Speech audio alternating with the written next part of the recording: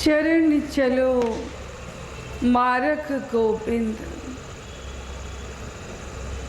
बच्चों, आज आप सबके लिए परमपिता परमेश्वर की आज्ञा अनुसार जिस प्रवचन को लेकर आए हैं वो प्रवचन है चरण चलो मारक गोविंद। ने उसी का हो गया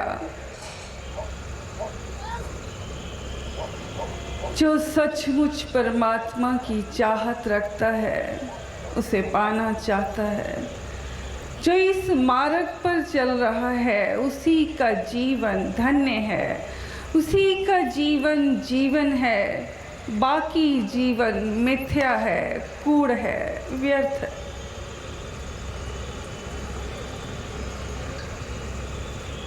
मनुष्य देही एक उत्तम जन्म है। इस देही को नारायणी देह भी कहा गया, क्योंकि इसी देही में संभव है नारायण को पाना। ये सच है कि इसी चोले में इंसान को, हर मानव को, व्यक्ति को ईश्वर की कृपा से बुद्धि, समझ, ज्ञान, गलत सही की पहचान होती है। धर्म क्या है, अधर्म क्या है, सत्य क्या है, असत्य क्या है, झूठ क्या है, सही क्या है, पाप क्या है, पुण्य क्या है। संसार की तमाम सच्चाइयां आपके सामने हर दिन मंजर पर अपनी तस्वीरें बदल रही हैं। जहां दुनिया का आईना आपके समक्ष आता रहता है, पर कोई कोई विरला, 100 में कोई एक समझ पाता है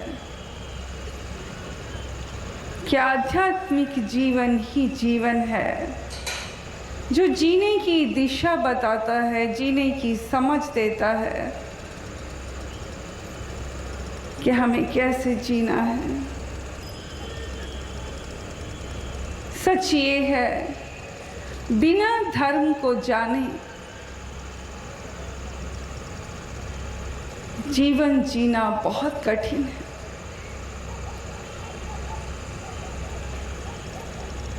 जिसे जीवन कहा गया, इस रास्ते पर अनेकों ऐसे प्रश्न आकर खड़े हो जाते हैं, अनेकों ऐसे संकट आकर खड़े हो जाते हैं, अनेकों ऐसी परेशानियां और समस्याएं आकर खड़ी हो जाती हैं, जिनका सामना करना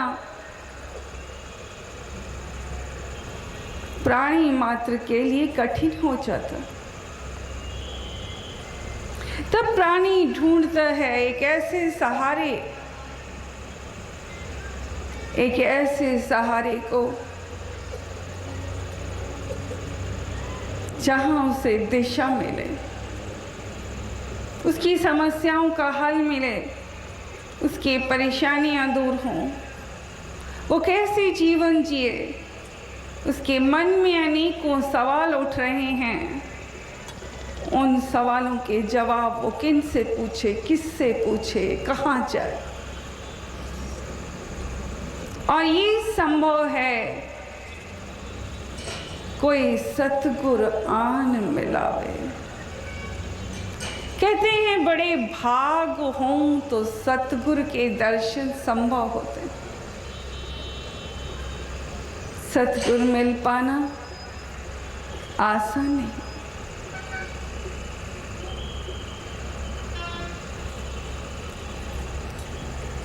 बच्चों,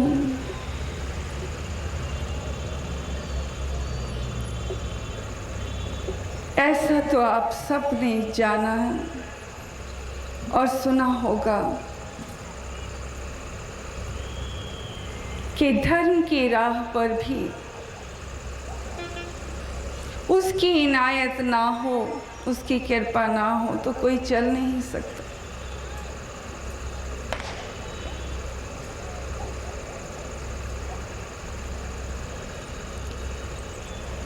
जी हाँ, ये सच है कि उसकी इनायत ना हो, उसकी कृपा ना हो, सतगुरु की इनायत ना हो, उसकी कृपा ना हो तो संभव। सतगुरु कौन? जहाँ स्वयं सत्य प्रकट हो जाता है, जहाँ स्वयं सत्य का वास होता है।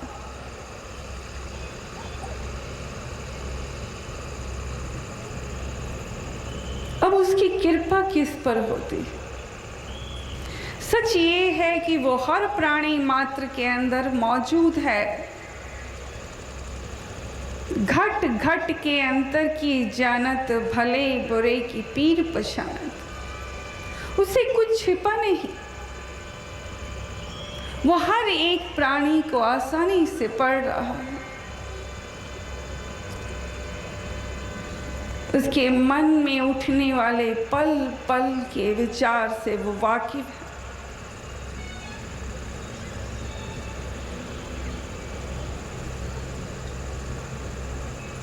किस प्राणी में कितना छल है, कपट है, झूठ है, किसका जीवन कितना मिथ्या है, कौन कितना माया मोह नगरी की ओर भाग रहा है,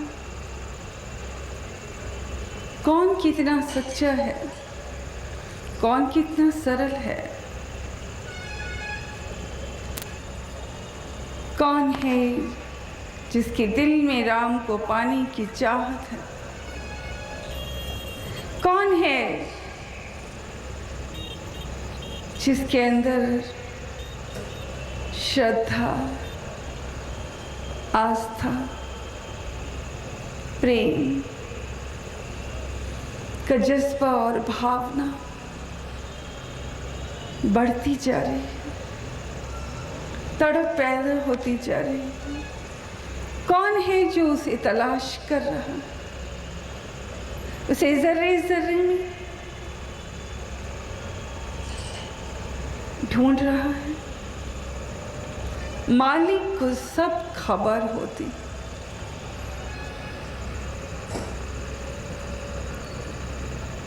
और सच ये है, यही वो पहला कदम है। हम अक्सर कहते हैं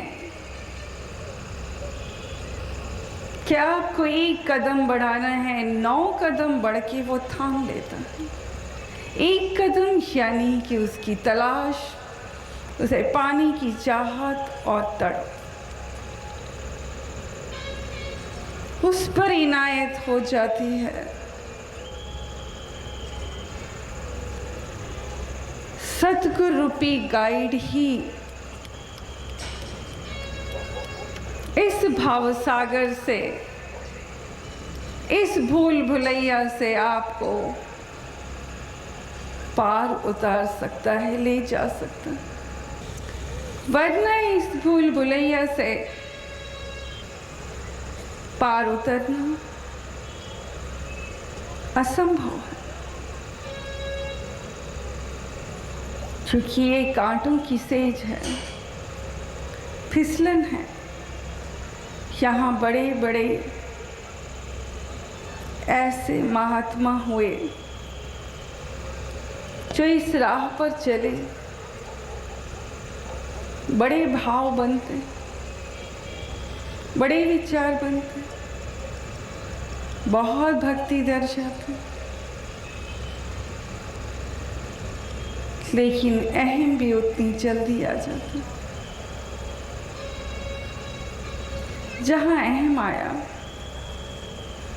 समझिए कि आपका पतन हो गया। इस मार्ग पर खुद को नीचा जानिए, तभी आप ऊपर उठ सकते हैं।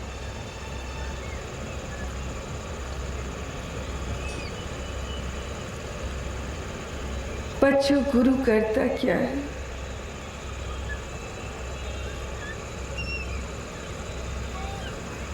इंद्रियों को वश में करना सिखाता है।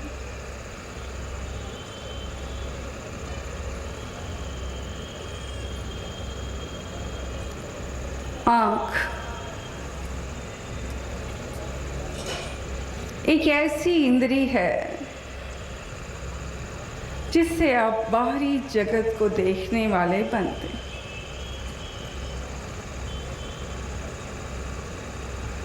जो कुछ भी देखते हैं वो आपके अंदर जाता है, आप वैसे बनते चले जाते हैं,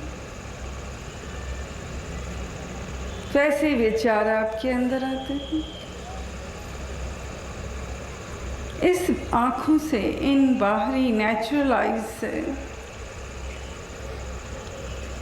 आप बाहरी जगत को देखते हैं। जहाँ बुराई है,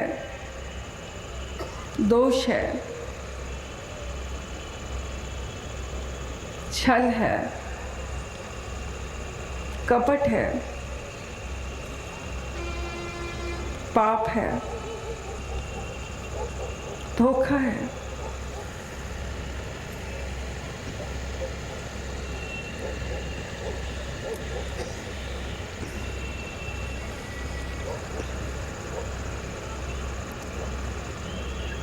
सच ये है कि जो आंखों से देखते हैं आप ऐसे बनते चले जाते हैं। और सच्चाई ये कि खुद को खबर भी नहीं होती आपने क्या धारण कर लिया, आप कैसे बन गए, किन बुराइयों की आपको आदत पड़ गई, किसके शिकार हो गए, ये आप नहीं जान पाते।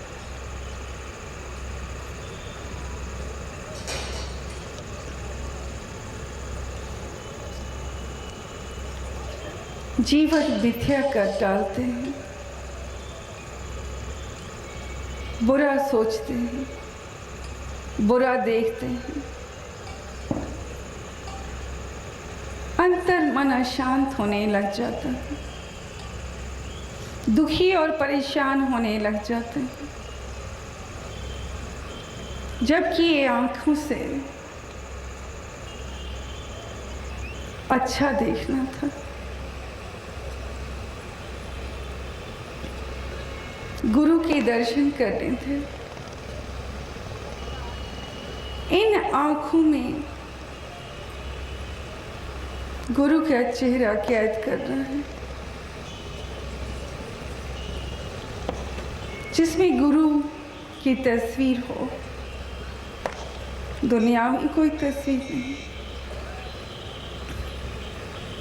किंतु आपकी आंखों में इस दुनिया में इतनी तस्वीरें कैद हैं जिसने आपको बोझिल कर रखा है, बेचैन कर रखा है, जहां आपको सुख नहीं मिलता सिवाय दुख के। अगर इन आंखों में गुरु की तस्वीर को कैद कर ली तो यकीनन अच्छा सोचेंगे,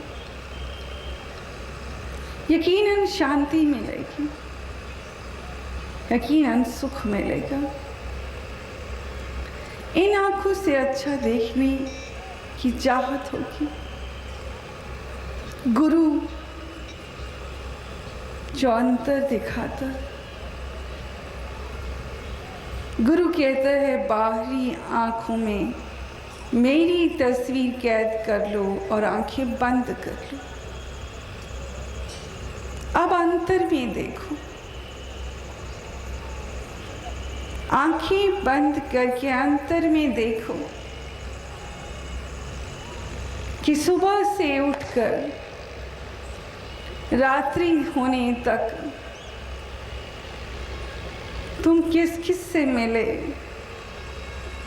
कैसा व्यवहार किया, कहाँ गलत थे, कहाँ सही थे, इस पर नजर डालें। हर दिन बच्चों अपने जीवन पर नजर डालें, अपनी दिनचर्या पर नजर डालें।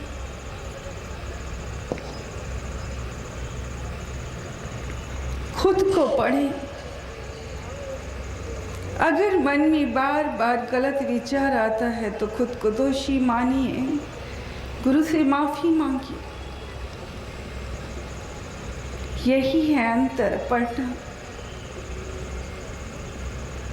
गुरु से प्रार्थना करें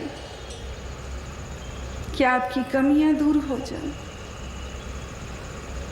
गुरु की शिक्षाओं के अनुरूप आप बन जाएं।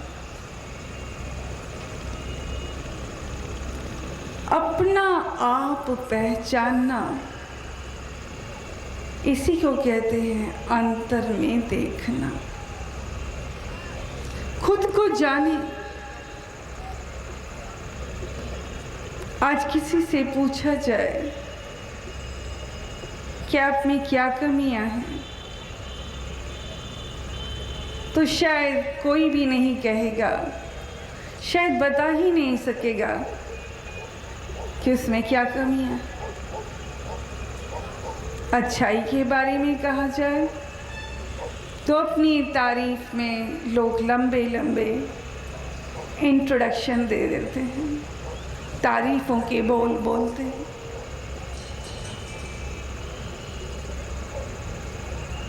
वो आपका बाहरी परिचय है। जिसने अपना अंतर देख लिया वो तारीफ करना बंद कर देता। उसे कुछ दिख भी जाए तो वो कहता है तारीफ उस खुदा की।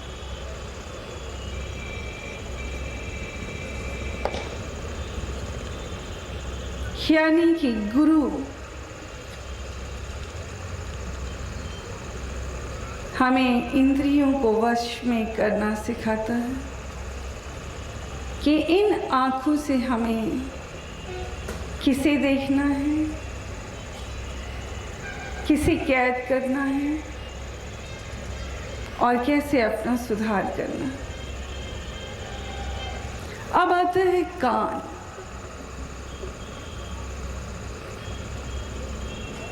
संसार में देखा है बहुत से लोगों को कान रस का बड़ा नशा। ऐसे लोगों का जीवन बड़ा बोझिल, बहुत बेचैन रहता।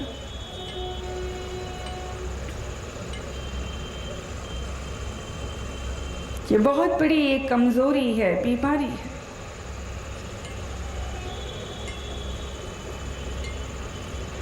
कि दूसरा व्यक्ति क्या बातें कर रहा है आपको सुनना अच्छा लगता है, सुनना चाहते हैं।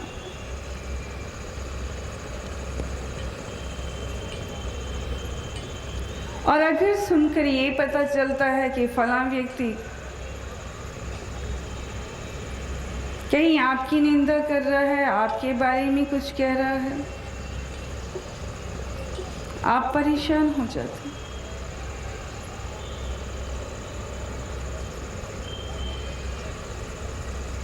फिर एक नहीं कला के 100 कारण जन्म ले जाते हैं।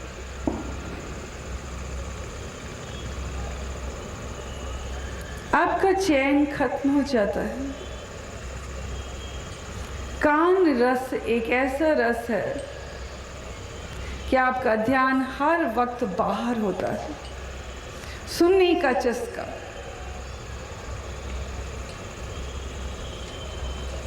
जबकि गुरु आपको सिखाते हैं कि गुरु की वाणी सुनकर ही जीना है। इन कानों से क्या सुनना है? सिर्फ गुरु की वाणी, गुरु की वचनों को, गुरु की आवाज को। आंखें बंद कर ली, गुरु का वचन सुने, गुरु का सत्संग सुने, गुरु की वाणी को मनन करें कि गुरु क्या कहता है। उसे बार बार मनन करें, एक बार नहीं, 2 बार नहीं, 3 बार नहीं, हजारों बार मनन करें। साथ ही साथ प्रार्थना करें कि आप वैसे बन जाएं।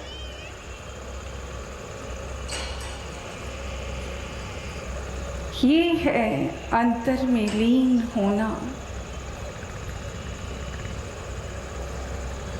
बच्चों, ऐसे लोग जो गुरु की वाणी को मनन करते हैं, गुरु की वाणी को आंखें बंद करके सुनने का प्रयास करते हैं, वो एक ऐसी अवस्था तक भी पहुंच जाते हैं जहाँ कहते हैं गुरु बसे बनारसी 7 समंदर तीर। गुरु बसे बनारसी 7 समंदर तीर, एक पल कभू न बिछड़े, एक पल कभू न बिछड़े, जो गुण होए शरीर।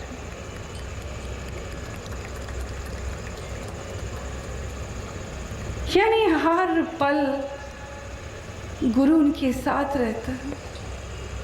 उनके मन में सवाल उठता है, जवाब मिलने लग जाता। जिस वाणी को मनन करते हैं, गुरु की आवाजें आने लग जाती, गुरु जवाब देता है। कितनी ही दूर क्यों ना हो, ये एहसास होने लग जाता है गुरु आपके करीब है, आपके अंग संग है।